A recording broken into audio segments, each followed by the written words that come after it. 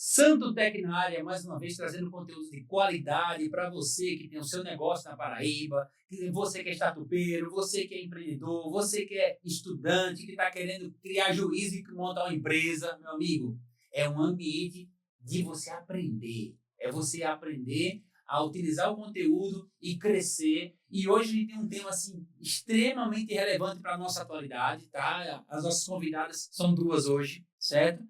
Haja predicado, porque você sabe que o pessoal que vem aqui só tem predicado, eu tenho que dizer mais ou menos. Tem alguns eu resumo, igual eu vou fazer agora, vou resumir porque é grande, entendeu? Então a gente vai ter que resumir um pouquinho. Bom, primeiro, uma é jornalista, advogada, mestre em Direito Econômico pela UFPB, doutorando em Ciências Sociais pela Universidade de Salamanca, na Espanha, ex-secretária de Ciência, Tecnologia, Inovação e Desenvolvimento Econômico de Campina, aqui da cidade, certo? E atualmente é assessora especial da Cinep. O nome dela é Larissa Almeida. E aí, tudo bom, Larissa? Tudo bem, meu amigo. Prazer imenso estar aqui com você. E eu também tenho que falar a pessoa do lado, Por favor. Que é a Priscila Maciel, que é advogada, mestre em Direito Constitucional, vai fazer Direito de Energia, tá? Percebeu, né? A lista. Direito Administrativo pela Faculdade de Direito da Universidade de Coimbra, doutorando em Ciências Jurídico-Políticas. Meu amigo, aprende, por favor, tá? Atualmente é coordenadora de parcerias público-privadas da Prefeitura Municipal de João Pessoa, curso MBA em Regulação pela FGV. É a Priscila Maciel. Olá a todos. Prazer estar aqui com vocês. Rapaz, tá uma correria, não tá? Tá, demais. Campina hoje tá movimentada para fazer esse negócio hoje, né? Deixa eu te falar uma coisa. E aproveitando já de cara, a gente sabe que está tendo uma conjuntura importante aí em relação a todo esse ambiente macroeconômico, de tarifaço, de questões sobre soberania nacional, se a gente vai para frente, se não vai, brigas à parte, a gente está com o Lula dizendo que não vai falar e o outro dizendo que não quer ir. E o Brasil e a Paraíba, como é que fica nesse meio dessa bomba? Rapaz, primeiramente aí, olá para todo mundo, né? E aí, pensa numa bomba, né? Que você jogou aqui pra gente. Mas vamos começar a destrinchar, desarmar essa bomba. Eu tive a oportunidade, inclusive, por estar na Companhia de Desenvolvimento da Paraíba, que é a Cinep, de, junto da Secretaria de Receita do Estado, né, o secretário executivo Bruno Frade, de direto à secretaria buscar fontes, buscar as informações sobre o impacto desse tarifaço nas exportações da Paraíba. Certo. Porque eu acho que a primeira dúvida, Antônio, quando o pessoal tem, pode olhar até, assim, chega muito no meu Instagram, porque eu estou sempre publicando sobre o assunto, trazendo atualidades, fazendo comentários na coluna que eu tenho no Extra Paraíba, que é de inovação e desenvolvimento, isso tem, enfim, tem tudo a ver, né? O pessoal vem sempre perguntando, sim, Larissa, mas aí e o que é que isso vai impactar a minha vida? Quando a gente fala de exportação, a gente fala de produtos que são feitos aqui no Brasil, ou seja, que geram empregos, né, que movimentam a economia, mas que são vendidos para fora, são vendidos para outros países. Então, esse tarifaço, ele vai impactar diretamente, principalmente no bolso do americano, que já está sentindo, porque já teve alta lá, de vários produtos, exemplo do café, que não está naquelas 694 exceções, né, que do tarifaço de 50%, e de outros produtos, de outras frutas também, exemplo da manga, o suco de laranja ficou na exceção, mas a manga não, e outras frutas, que estão aí mais caros para o consumidor americano, porque quem vai pagar no final essa sobretaxa e tudo mais é o consumidor americano quando for lá comprar o produto. Aqui, para a gente na Paraíba, a gente tem os Estados Unidos é um parceiro comercial da Paraíba para exportações. Quando a gente fala a nível anual, aí, ele é o segundo parceiro. Se a gente for pegar as projeções só desse primeiro semestre, né, ou seja, de janeiro a junho, e sair de acordo já com as informações que eu peguei com o secretário, que eu deixo aqui o meu abraço, inclusive disse a ele que estaria hoje aqui com vocês, e ele mandou um abraço para todo mundo aqui de Campina Grande, disse que eu podia registrar o registro da colaboração, né, que ele repassou essas informações.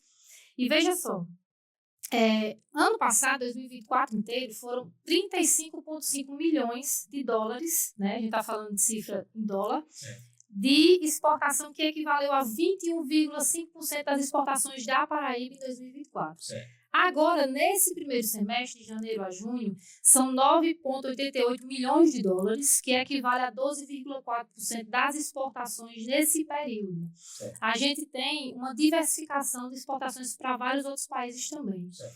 Eu tenho a oportunidade já há quase 10 anos que eu fundei e participo de um Centro de Inovação em Política, Economia e Direito, que é o CIPED, e lá a gente vem já desenvolvemos vários projetos e várias publicações de livros, e uma delas agora, essa que está aqui, inclusive, na minha mão, Tá. que aí eu vou disponibilizar para que você possa aí disponibilizar o link para o pessoal do podcast poder baixar esse relatório, que eu pego as informações do estado da Paraíba, porque quando a gente vai atrás das notícias, a gente tem muitas a nível nacional, até a nível regional, mas por estado, como a Paraíba, o impacto é bem menor do que quando você compara a exportação em São Paulo, Minas Gerais, Ceará, Bahia. Acaba que a Paraíba a gente que tem que ir ali atrás, minerar dados, buscar informações para conseguir, de fato, consolidar e mostrar as pessoas poderem acompanhar o impacto e nos setores. Então, por exemplo, a gente tem aqui os Estados Unidos, isso aqui, agora só esse primeiro semestre, 12,4%, que foi o impacto, né, dessas exportações que a gente teve. A gente teve a Geórgia em segundo lugar como parceiro comercial, com 11,67% das exportações nesse primeiro semestre foram para a Geórgia. Depois a Argélia, Espanha, Indonésia, Países Baixos, Portugal, China, Filipinas e Israel. E só os 10 primeiros no ranking que produtos da Paraíba foram para exportação. E aí, quais são esses principais produtos que vão para os Estados Unidos? A gente tem a parte de suco de frutas e vegetais, a gente tem a parte de couro e calçados, que vai ser impactado também pelo tarifaço, os açúcares e melaços, materiais de construção, pescado vivo, morto ou refrigerado, né? A gente tem um percentual muito pequeno, só de 1%, 1,07%, mas que também era destinado para lá. E a gente consolidou esses números em alguns em gráficos e informações também, para facilitar as pessoas, para que elas possam acompanhar e ver que esse impacto que a gente está vendo aí no Brasil todo, a CNI fez uma projeção aí inicial de pelo menos 110 mil vagas de empregos que seriam, que sumiriam, né? que seriam desativados. Hoje a gente teve um estudo ontem da Universidade Federal de Minas Gerais, que é um núcleo que vem acompanhando e vem atualizando esse estudo conforme vai sair. É um núcleo de estudos dentro da Universidade de Minas Gerais, no curso de Economia, que eles estão atualizando esse estudo deles dos impactos na economia brasileira conforme vai tendo atualização. Por exemplo, o inicial, que era dos 50%, com o impacto dos 694 itens que ficaram de fora, eles já atualizaram essa lista. Eles fazem uma projeção que eles consideram também o impacto em relação à retaliação em outros países, como a China, que é o principal foco dos Estados Unidos, o principal alvo dos Estados Unidos. E a projeção que eles apresentaram no estudo que eles publicaram ontem, inclusive, é de que esse número ainda aumente de perda de vagas. Pode chegar a 188 mil vagas de empregos que podem ser afetados diretamente. Então, isso vai depender de quê? Isso vai depender das articulações que o governo vem fazendo, e a gente vem acompanhando na mídia nacional, vem acompanhando aí pela rede oficial, que o governo vem fazendo para conseguir fazer com que essa produção ela consiga para outros locais. E não falta. Quando a gente fala de carne, a China, essa semana, já autorizou aí, eu acho que foi 183 empresas brasileiras para poder exportarem carne para lá. Então, pegando o teu gancho, Larissa, eu acho importante a gente frisar que, em termos de impacto, de impacto no PIB, né, ou seja, de movimentação do que a gente tem de comércio e de dinheiro junto, né, ou seja, de serviços e de bens que se gera dentro de um estado, o Sul e Sudeste acabam sendo os mais impactados. E é importante a gente entender também que não há mesa de negociação. Então, eu venho acompanhando todo o cenário internacional e não há mesa de negociação com ninguém. né? O primeiro-ministro da África do Sul, o primeiro-ministro da Índia também teve porta na cara. Então, assim, a gente não tem mesa de negociação com absolutamente ninguém. Então, a Índia acaba sendo um país estratégico por estar muito próximo à China, né? E é um país com muita gente, ou seja, uma população muito grande, ou seja, é um centro consumidor. Então, acaba que a gente não tem expectativa de negociação e de baixa. É importante lembrar também que nós tivemos primeiro uma alta de 10%. Então, tivemos depois uma alta de 50% e já virou 60%. Então, isso é uma mudança geopolítica que estamos presenciando, né? A gente está vivendo uma mudança muito grande de comportamento entre países, né, nas relações bilaterais e multilaterais também, né? Com a própria falência dos órgãos internacionais, como a Organização Mundial do Comércio, a própria ONU também. Então, de fato, a gente vive uma mudança e é importante a gente enxergar isso como um momento de transição. A gente teve um impacto muito grande da pandemia. Então, a gente viu que ali foi uma grande mudança que a gente viu em vários setores, né? E na forma de trabalhar, na forma de se relacionar, na forma de se comunicar, também acabou se acentuando muito os meios digitais. E agora também nós temos um impacto imenso aí com a presença do Trump, com implementando um novo formato de se fazer política entre países. Então, é importante a gente se preparar para isso, né? Nós precisamos ser resilientes. Serão 200 mil, 180 mil, enfim, empregos impactados. O governo acaba de anunciar que essa semana, pelo menos a semana que vem, vai anunciar um pacote de ajuda, né? Os estados já estão se movimentando, como o resgate do ICMS, né? Da parcela do ICMS, e alguns fundos, né? Com juros mais baixos. Então, assim, eu acredito que, na verdade, a gente precisa se preparar para uma nova era. Eu, assim, a minha visão, assim, eu vejo que cada um está literalmente segurando o bolso. Cada um está dizendo assim, eu vou farinha pouca, como diz na Bahia, meu pirão primeiro. Então, tanto os Estados Unidos, quanto o Brasil, quanto a China, quanto a Índia, quanto todos os países estão dizendo assim, eu quero saber de mim. Não há vamos dizer assim, como é que eu posso dizer isso? Existe o BRICS, a gente sabe disso, existe o BRICS, a tentativa nessa questão, mas de uma certa forma, eu acho que as relações ainda estão meio problemáticas, sabe? Porque no fim das contas fica, um vai à revelia, vai sozinho, vai lá, um senador, vai lá, o governador quer ir lá falar com o Trump. Não entendi. Né? Aí vai, tenta o presidente A falar com o presidente B, ninguém fala. No fim das contas, um diz que não vai falar e o outro diz que não vai. Não vai chamar para a COP. O que é que tem a ver a COP com o processo? Então, no fim das contas, Copa do Mundo. Vai entrar a Copa não do Mundo. Não funciona esse negócio. No fim das contas, eu acho assim, que chegou a hora de haver algum tipo de quebra desse impasse.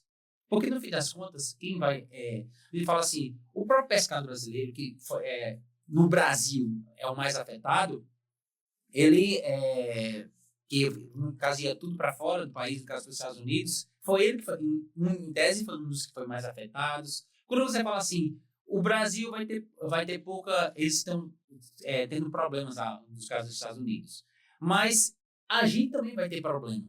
Entendeu? A gente também vai ter problema porque não é a laranja apenas, mas quando a gente fala até sobre a questão da soberania nacional, tecnologia, processo de GPS, inteligência artificial, que o Brasil agora está tentando fazer o PBIA, que é o Plano Brasileiro de Inteligência Artificial. Já vem há um tempo. Que já vem há um tempo. Inclusive, eu tive na reunião do Exército, que teve aqui na UFPB, e eles estavam falando exatamente sobre esse plano. Esse plano já vem há um certo tempo, assim como já avançou o projeto do Marco Legal de Inteligência Artificial, saiu do Senado a proposição, a casa iniciadora acabou sendo o Senado e não a Câmara, né, como é de praxe.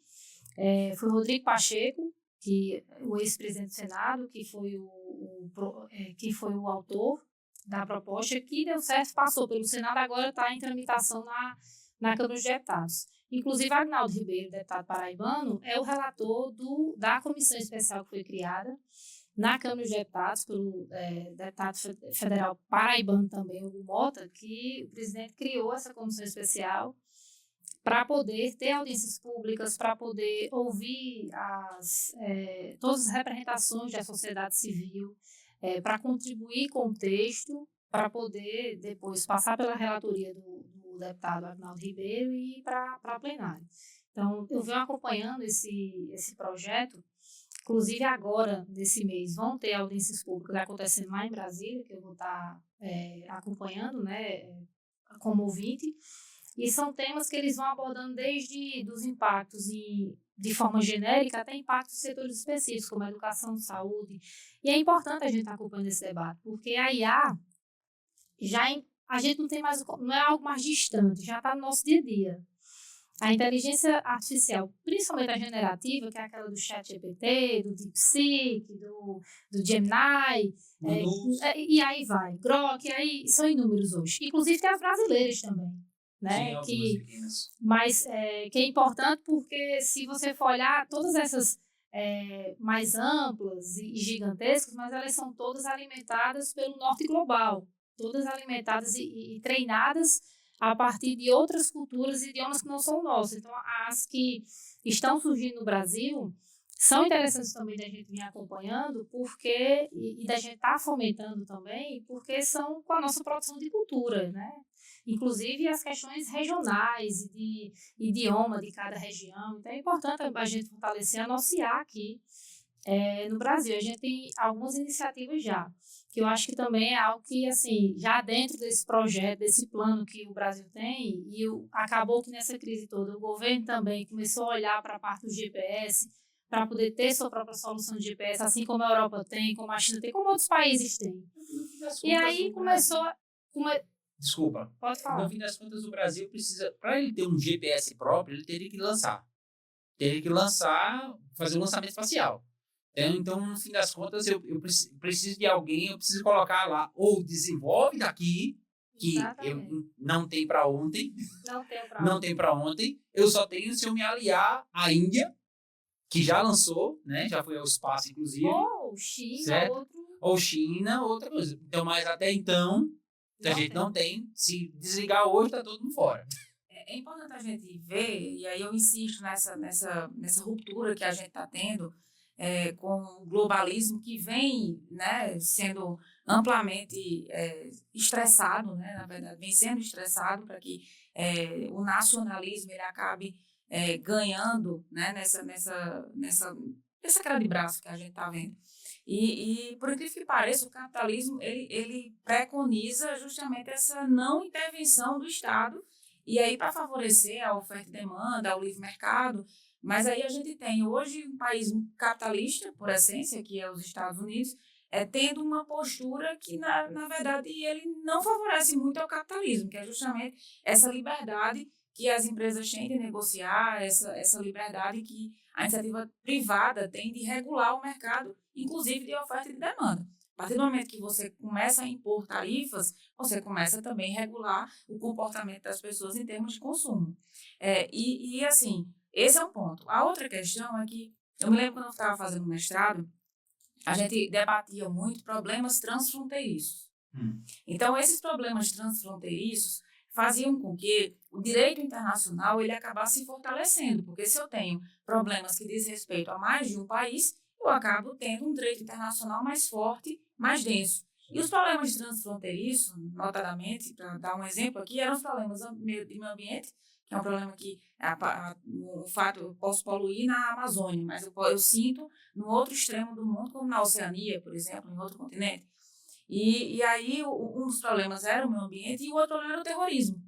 Então, a gente discutia justamente o fortalecimento do direito, o direito internacional frente aos problemas transfronteiriços. Hoje nós temos uma questão diferente, né? Nós temos uma questão que é o novo mundo, que é o mundo digital, né? Com normas que a gente não consegue estabelecer, porque, enfim, a gente está na nuvem, digamos assim, é um território de nuvem, e a gente não consegue... segurança ainda, isso. Ninguém tá nem, sabe nem, com perdão da palavra, ainda está anos-luz atrás ainda. E ao passo que a gente está tendo esse mundo sem fronteiras, sem lei, e a gente está se tornando cada vez mais nacionalista. Então, é um comportamento que precisa a gente observar um pouco para entender, porque eu acredito que os principais analistas, enfim, os sociólogos, eles estão aí tentando também. Eu acho que ninguém tem uma resposta pronta para o que vai acontecer daqui a um tempo, acho que é isso. Em contrapartida, a gente tem uma tendência de discurso, de narrativas, de dominações que vão fazer com que as pessoas fiquem em bolhas. Então, eu sempre digo assim, ontem eu estava no evento de licitações, né, lá no Paço Leões de João Pessoa, e aí uma colega minha me viu assistindo um vídeo de Eduardo Bolsonaro. Ela fez, tu escuta? Eu disse, rapaz, eu escuto tudo. Eu escuto absolutamente tudo. Claro, porque você tem que entender que é uma conjuntura. Exato. Eu tenho que refletir e chegar à minha conclusão e não ficar em bolhas escutando somente o que me convém, o que me alimenta. Então, essa é uma questão. Então, assim, eu vejo com atenção, com um certo receio, mas eu acredito que é um novo que a gente tá vendo por aí. Então, você até falou da questão de senadores e negociar. Isso não tem negociação, não há negociação. Não tem sentido falar em negociação se a gente não tem, por exemplo, o embaixador dos Estados Unidos, a gente tem o encarregado de negócio. Não é estranho? É totalmente estranho. O que o governador vai fazer lá? De danado vai fazer lá. Em contrapartida, a gente tem um discurso e aí eu acho até, eu não acho correto, enfim, não teria essa postura, digamos assim. Cada um tem a sua postura e o presidente Lula tem a comunicação dele, o paramental de comunicação dele. Mas o que eu quero dizer não dá para baixar a cabeça também. Eu acho que a gente precisa entender que somos um país que precisamos se sustentar como país. E outra, um precedente terrível. Então, hoje é a direita que comemora os Estados Unidos estarem intervindo no Brasil. Amanhã pode ser a China. E a direita está achando ruim, e a esquerda comemorando, a extrema esquerda comemorando porque a China está intervindo no Brasil. Então, é um precedente ruim, muito ruim. Então, a gente não pode baixar a guarda, concordando ou não com o presidente, concordando ou não com os presidentes da Casa do Congresso Nacional, mas a gente não pode baixar a guarda nesse momento. Então, é um momento complicado e... De uma certa forma, assim, eu estou sendo bem não vou a palavra isentão, mas tentando analisar para não falar besteira. Quando houve a reunião, acho que foi da reunião do G20, foi? Que Lula começou a falar sobre a separação da moeda, do dólar, né? Então, de uma certa forma, eu percebi ali o seguinte, ele falou sobre isso, e aí automaticamente ativou a anteninha dos Estados Unidos lá. E ao mesmo tempo eu vi também a China fazer assim, se recuou um pouco. Deixou Lula, de uma certa forma, falando sozinho. E aí ele começou a sofrer exceções. De uma certa forma. E aí houve também, a China daqui a um pouco, houve a briga Estados Unidos e China, onde um colocou 100 e poucos %, se não me falha a memória, de taxa, e o outro botou 145%. Aí fica uma coisa que a minha impressão, como cidadão, é que houve Lula foi à frente como se fosse um tipo de boi de piranha, entendeu? Para ele levar as pancadas como se fosse um beta-teste. Para ver o que é que há de sanção. Porque, obviamente, em relação à China, o Brasil é muito menor. Em relação aos Estados Unidos, também é um país muito menor. Mas o que acontece? Quais seriam as sanções que viriam sobre o Brasil? Na cabeça de vocês, porque... Eu acho que sanção viria de todo jeito, porque as primeiras justificativas que ele apresenta são de cunho político. Então, Lula não falou isso, não é de hoje, que ele tem até algumas falas recentes dele que ele rememora isso de 2004, que ele fala sobre isso. E assim, isso é num contexto em que várias nações já vêm falando disso e ganhou mais força pela instabilidade que os Estados Unidos vem se apresentando. Porque o dólar e todo o sistema financeiro americano sempre foi visto como a estabilidade e o que a gente tem de seguro no mundo. Então, a própria estabilidade do que Trump representa na presidência criou e aumentou, deu mais voz a esse sentimento que vários países já compartilhavam de, vamos pensar aqui em algo diferente, vamos pensar aqui em algo que a gente possa ter nossas trocas comerciais e não depender só de um país, da hegemonia. E piorou ainda mais com as histórias do tarifácio, porque não é só contra o Brasil, é contra o mundo todo. Então, se você for olhar, o pessoal quer levantar-se essa... Não, mas essa fala assim, mas essa fala... Ele não agiu só contra o Brasil. Sim. Ele agiu contra o Canadá, ele agiu contra o México, ele agiu contra a Europa, ele agiu contra... Não dá para dizer que foi isso que fez ele... Aí a gente não pode tirar, só um minuto, Priscila, a gente não pode tirar também a responsabilidade, porque eu acho que é senso de responsabilidade mesmo, é senso real de patriotismo mesmo, de amor a quem aqui vive, de quem está nos Estados Unidos trabalhando contra o país. Isso a gente também não pode esquecer.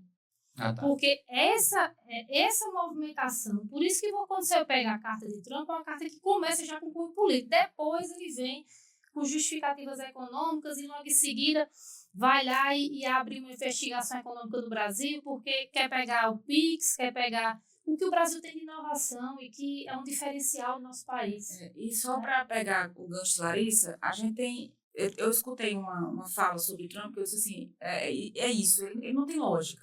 Né? Então, e eu não estou aqui fazendo nenhum juízo de valor, eu acho que eu estou analisando ele politicamente. Então, quando ele assume, ele vai e tem aquele viés expansionista, né? Dizendo que o Canadá é o 55º estado dos Estados Unidos, e também a Groenlândia, com a intenção de pegar a Groenlândia por conta do trajeto ali, enfim, da própria localização da Groenlândia favorecer também a questão de mineral também, a questão os minerais raros. Então, e é o que ele quer, ele está de olho nos minerais raros, porque se utiliza para fazer microchips, enfim. Então, isso é ele. Ele tem esse viés. De outra ponta, é importante a gente entender que Trump tem um processo contra ele no STF, né? Tem uma das empresas das redes sociais de Trump, no caso, julgada por Alexandre de Moraes. E aí é óbvio que ele tem algo pessoal no Brasil, né? Outra questão é que ele, com o Figueiredo, Paulo Figueiredo, o movimento, né, no caso o grupo econômico Trump, já quis ser sócio, inclusive, do Paulo Figueiredo, que é quem está articulando ali com o Eduardo. E articulando, eu digo, o tarifaço não sou eu que digo, é ele mesmo que diz, que o lobby foi ele que fez para que tivesse o tarifaço. E ele disse que ainda vai vir mais. Então, não sou eu que estou dizendo, é ele. Então, o Trump já foi sócio do Paulo Figueiredo numa intenção de colocar um hotel no Brasil em 2013, 2014, na época dos grandes jogos, né? E aí, diante disso, houve aí uma investigação milionária e que essa investigação também tramita no STF. Então, existe uma questão de cunho pessoal, apesar dele não fazer parte dessa investigação especificamente com o Paulo Figueiredo, mas existe uma intenção pessoal dele. Então, assim, é um nível muito agradável.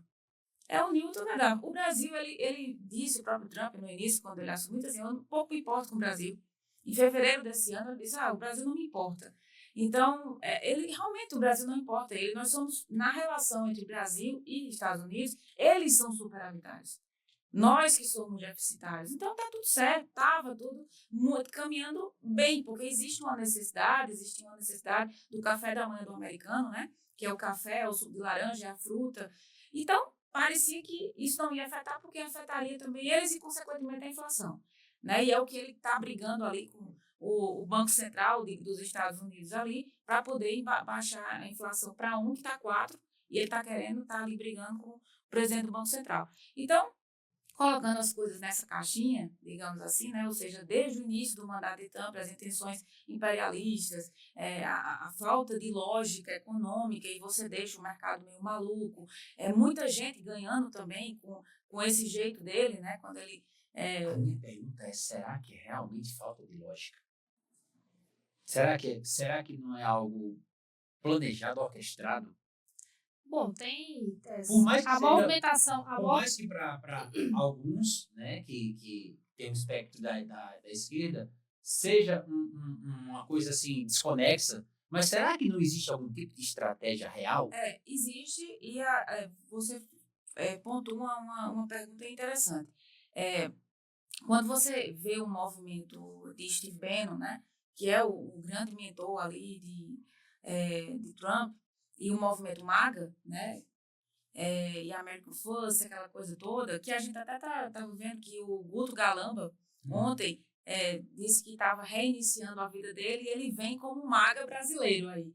Então, até achei interessante, né? Mas, enfim, esse movimento MAGA nos Estados Unidos, aí capitaneado por Steve Bannon, ele tem um método, existe um método, né? Existe um método de que as pessoas elas não consigam lhe ler. E é um método, se você lê Poder e Dominação, se você vê Maquiavel, se você... existe uma mistura de tudo isso, existe um método, mas a lógica ela é premissa e conclusão. Pelo menos quando eu estudei mestrado, doutorado, eu sempre vi assim, existe uma premissa, você parte de um pressuposto, e você tem uma coerência entre a sua premissa e a sua conclusão. A dele, eu vejo que é um método, de fato, essa coisa do... Eu vou até usar a palavra, porque realmente é uma coisa que está muito disseminada, que é o líder louco, que ele pode fazer o que ele quiser e ele pode fazer o inimaginável. As pessoas, ele é imprevisível, entendeu? Então, isso é um método, não deixa de ser. Existe um método agora, não sei se isso digamos, se a gente pegar a relação Rússia e Estados Unidos, né, ele preconizou muito, se eu tivesse no lugar de Biden, não existiria a guerra Rússia e Ucrânia. Ele não conseguiu até agora acabar com a guerra, né? Então, existe uma mesa de negociação sendo formada entre os dois, e aí vamos ver se eles... Então, assim, é isso que eu estou dizendo, não existe um método, mas não existe uma lógica. No fim das contas, até... Gaza só piorou. Porque Gaza agora que... Você está falando a faixa de Gaza, a briga que está acontecendo agora. Só intensificou e quem se prejudica com isso são os palestinos, né? Que agora Netanyahu ontem anunciou que vai de fato ocupar Gaza, e aí ONU, vários países, a Alemanha hoje anunciou que, inclusive vindo para cá a gente viu isso, né? Que não vai mais enviar armamento para Israel, para poder tentar conter o avanço e a dominação completa ali da faixa de Gaza, que vai dizimar o a assunto população. Gaza, ele é uma questão bem emblemática também, que mexe muito com a religiosidade das pessoas. Então, assim, para muita gente, Israel é a terra sagrada, e Gaza é uma ameaça, né? Ou seja, a faixa de Gaza com os palestinos ele acaba sendo uma ameaça. Mas é interessante a gente entender que os palestinos é diferente do Hamas. Então, quando eu falo defender o palestino, é diferente do Hamas. E outra coisa também, se eu não tenho Estado, eu tenho terrorista, eu tenho guerrilheiros. Então, assim, se não foi formado o Estado da Palestina, mas é óbvio que ia ter alguém que ia proteger, ou então que ia ser insurgir. Então, assim, não adianta, se não tiver um Estado organizado, é óbvio que isso ia acontecer, que ia ter esse tipo de guerrilha. E agora, a gente tem, é como se fosse, eu vou dizer o que eu creio que seja, uma exterminação de etnia, né, étnica, que aconteceu na Segunda Guerra Mundial com os judeus, e agora a gente está vendo com os palestinos na televisão. Né? As crianças palestinas, assim, a gente tem acesso a vídeos, é um terror que está acontecendo lá. Então, assim, de um lado quanto do outro, né? No caso de Israel, eles estão extremamente protegidos, né? Hoje, no caso depois do ataque, que realmente foi extremamente desumano, insano, absurdo, né? O que aconteceu do ataque de Israel em outubro de, acho que 2023, em que ele inclusive tem reféns até hoje, né? De Israel em Gaza. Então, isso realmente é um absurdo e precisava de retaliação. Mas o que a gente está vendo hoje é um massacre, porque o outro lado não tem arma. Então, não existe ataque de Gaza dos palestinos para com os israelenses. E o outro lado não tem um Estado organizado. Você está combatendo para combater uma célula terrorista, você está destruindo uma etnia inteira. Então, você desequilibra a coisa completamente. Aí você, assim, se perde um discurso, mas como Priscila bem pontuou, o problema é que virou um assunto tabu pela religiosidade que envolve Israel como terra santa e tudo mais. Só que, tirando esse pano de fundo, Israel é um Estado, nação, que tem suas responsabilidades e seus deveres humanitários e que está interferindo e está promovendo um massacre étnico.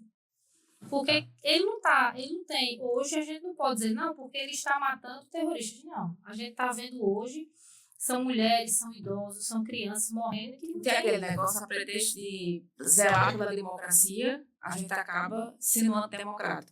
A pretexto de acabar com o terrorismo, eu acabo cometendo o terrorismo, né? Que é Por dizimar uma etnia. Então, assim, fica complicado, porque é uma briga ali histórica, né? Só que você tem do lado uma potência bélica gigantesca, que é Israel, e do outro lado a população sem nada. E décadas e décadas e décadas sem nada, e refém dos dois, porque os palestinos acabam ficando reféns dos terroristas, do Hamas, porque só tem a eles a recorrer, e reféns de Israel, hoje, inclusive, para poder comer. Porque eles estão controlando até a quantidade de alimento que está chegando até Israel. Então, a situação é muito, assim, absurda que a gente vê ali. O mundo fazendo arruaça, vamos dizer assim, né? No sentido de que a gente vê tantas coisas que poderiam ser resolvidas de outra forma. Mas já pensando no seguinte, você falou, quero voltar aqui ao tema da PB, certo? Você falou sobre que vai ter menos impacto, né? Você falou sobre... Pelo fato da gente não ter só os Estados Unidos, né? Como eu mostrei aqui, a gente tem relação de exportação para vários países. Nessa faixa aí de Estados Unidos, agora nesse primeiro semestre, 12,4, a gente chega a Geórgia ali com 11, quase 12, e uma relação tanto que equilibrada. Isso aí é importante para a gente ter a dimensão de que vai ter impacto, o governo está acompanhando, e com certeza essas negociações, assim, esses produtos, aí vem muito, até o secretário falou, o suco de abacaxi, a água de coco, a parte de couros e calçados, itens específicos que estão mapeados pelo governo para poder ajudar, né, para ser escoados para outros mercados. Você acaba redistribuindo também. É importante até falar um pouco de Petrolina, que é uma cidade muito parecida com Campina Grande, inclusive. Petrolina tem um impacto gigantesco, né? Até porque Petrolina virou um grande solo de plantação de uva e de vinícolas e mangas, enfim, por conta da transposição, até pela Codevasf ali, né? A Companhia do Vale de São Francisco, acabou se beneficiando por verba federal. Então, o impacto em Petrolina é imenso, né? A gente não consegue nem dimensionar, porque tem, inclusive, produtos que vão somente para os Estados Unidos. Então, isso é um ponto. A Paraíba, ela acaba se beneficiando também, se você analisar os dados, é bem interessante, porque ele é muito bem distribuído. Então, é óbvio que tem impacto, não estou dizendo que não tem, é óbvio que tem. Mas você acaba tendo uma redistribuição. Tem um setor que realmente fica muito comprometido também, que é o setor de malharia, de biquínis. Tem pessoas também de confecções de moda praia que vai somente para os Estados Unidos. Outro setor também que eu vi, que é a madeira vinda de eucalipto, que no caso, inclusive, compete com a China. Então, esse material que é fabricado ali basicamente no Centro-Oeste só vai para os Estados Unidos. Então, quando você vem com essa perspectiva de só ter os Estados Unidos como um mercado consumidor, ou seja, quem compra essas mercadorias acaba realmente tendo um impacto maior. A Paraíba, pela sua diversificação, acaba tendo um impacto menor. Alguns outros estados e algumas outras indústrias específicas sofrem mais, principalmente quando tem os Estados Unidos como o primeiro exportador. Tem um outro trabalho feito pelo CNI que ele mostra setorizado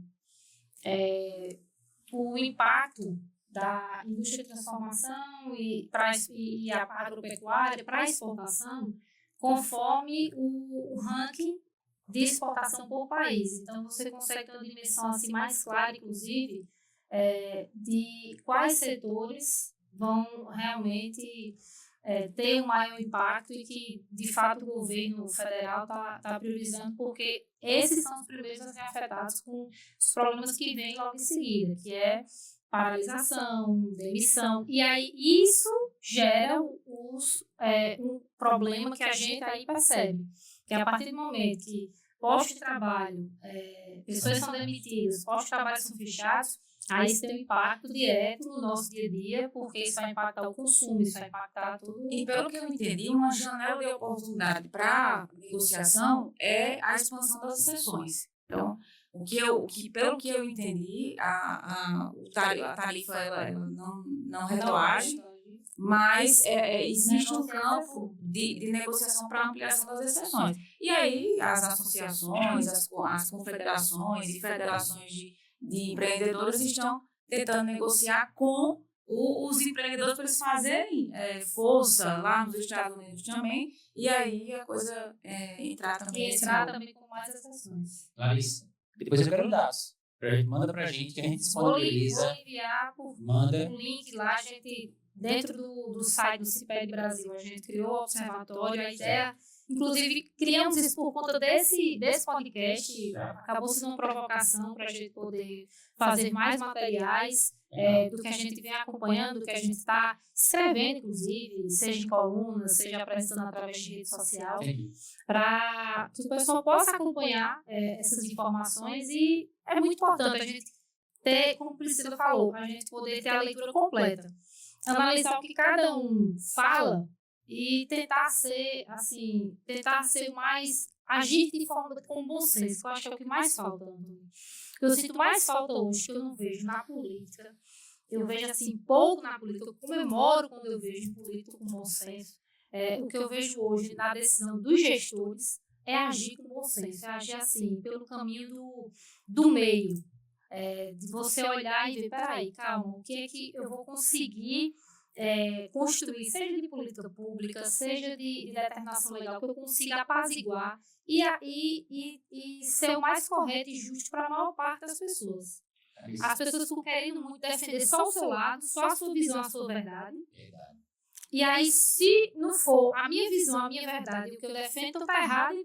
E aí a gente vai ficar... vamos ficar todos iguais agora.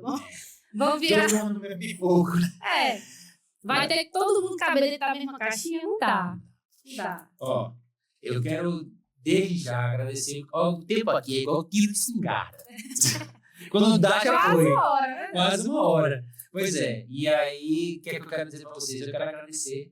A gente vai marcar outros momentos com mais calma, né? Nesse sentido, a gente dá um jeito, né? Pra gente conversar mais sobre essas coisas. A gente pode fazer live no Instagram, escambau, porque agora a gente tá fazendo agora alguns podcasts móveis agora. A gente tá começando a andar. A gente não vai ficar mais só no estúdio. A gente vai literalmente andar. Conta com a gente quando a gente estiver lá pro Brasil. Certinho. A gente tá dando um jeito aí.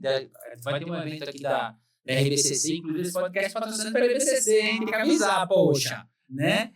Quero agradecer demais a Larissa, a Priscila, vocês terem vindo, tá bom? E assim, fica a porta aberta para mais vezes, né? E a gente devagarinho a gente vai construindo uma Paraíba melhor. O que mais a gente está fazendo aqui é mostrar que a Paraíba tem conteúdo, que a Paraíba tem produção, que a Paraíba não é Graciliano Ramos, que a Paraíba não é um povo miserável, não é um povo que não pensa. Nós somos o terceiro maior criador de patente do Brasil, tá certo? Então é isso que a gente faz, mostrando que a Paraíba faz de melhor. Muito obrigado por vocês. Tá? Fala das redes sociais de vocês pra gente dar o tchau. Antônio, muito obrigada. Parabéns pela iniciativa. Acho que isso é muito louvável, muito importante. Lembrando que hoje somos o terceiro, mas já estivemos em primeiro. Então a gente está sempre ali brigando entre os primeiros lugares.